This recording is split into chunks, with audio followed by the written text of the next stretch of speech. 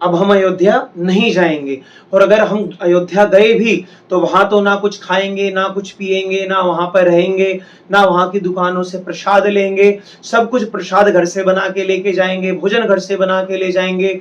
Hotel में रुकना होगा भी तो कहाँ, अयोध्या से बाहर रुकेंगे। अभी कुछ दिन से भैया ऐसे ही खूब मैसेज घूम रहे हैं।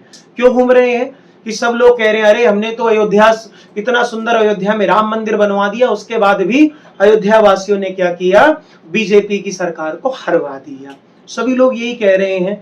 लेकिन भैया सभी से एक निवेदन और एक बात आप सब लोग बताइएगा, क्या अयोध्या नाम की कोई लोकसभा में सीट भी है क्या? क्या अयोध्या नाम की कोई सीट है? अयोध्या नाम की तो कोई सीट ही नहीं है भैया। कौन सी सीट है? सीट का नाम है फैजाबाद। लेकिन भैया विधर्मियों के द्वारा क्या नैरेटिव चलाया जाता है, अरे नहीं नहीं भैया अयोध्या से हारी है, अयोध्या से नहीं हारी है बीजेपी। बीजेपी हारी है तो कहां से हारी है? फैजाबाद से हारी है।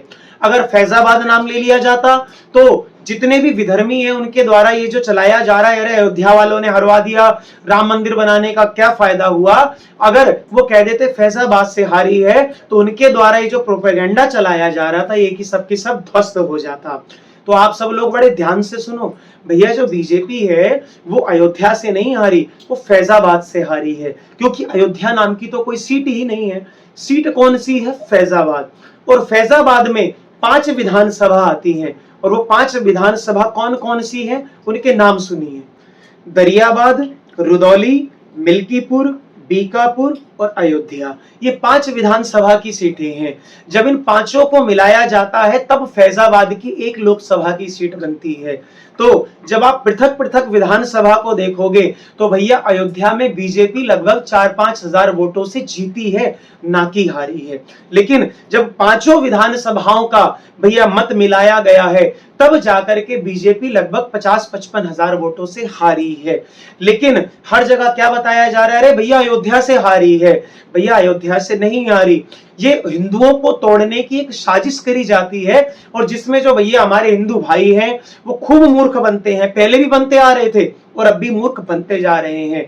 इसलिए आप सभी लोगों से निवेदन, इन विधर्मियों के द्वारा चलाए गए इस प्रोपेगेंडा से दूर रहिए। खूब अयोध्या में जाइए, खूब वहां के लोगों से प्रसाद लीजिए, वहीं के गेस्ट हाउस में रुकिए, वहीं के लोगों के द्वारा बनाए गए होटलों में भोजन कीजिए। अगर आप वहां के लोगों के द्वारा कार्य किए जाने में उनकी सहायता नहीं करोगे, भैया अगल बगल जाओगे, वहां पे कौन है, आप किसको जानते हो कि कौन व्यक्ति क्या दे रहा है? नाम राम का लिखा होता है होटल के अंदर, और अंदर बेचने वाला व्यक्ति कोई और होता है। कोई आपको आई कार्ड दिखाकर नहीं बोलेगा अरे नहीं जी हम तो यही व्यक्तियां आई, हमसे लीजिए। बाहर होटलों में कुछ और नाम होता है, भोजनालय पे कुछ और नाम होता है, लेकिन बेचने वाला कोई और होता है। तो आप सभी लोगों से निवेदन, ऐसे विधर्मियों से सावधान रहें, थोड़े नहीं बहुत सावधान रहें। और अयोध्या जाएं तो भैया प्रेम से जैसे पहले जा रहे थे वैसे ही जाएं, क्योंकि भगवान भी कह रहे हैं अति प्रिय मोह ही यहाँ के वासी।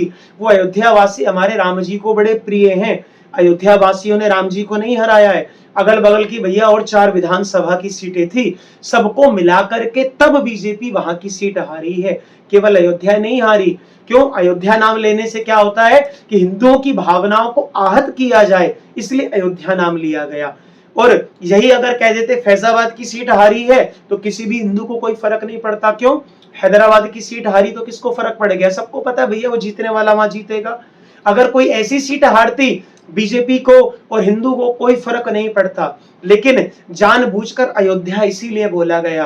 क्यों? भैया अयोध्या का नाम लेते हिंदू आहत होंगे।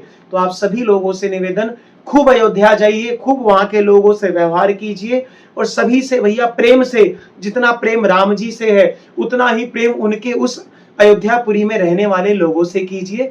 जय श्री राधे।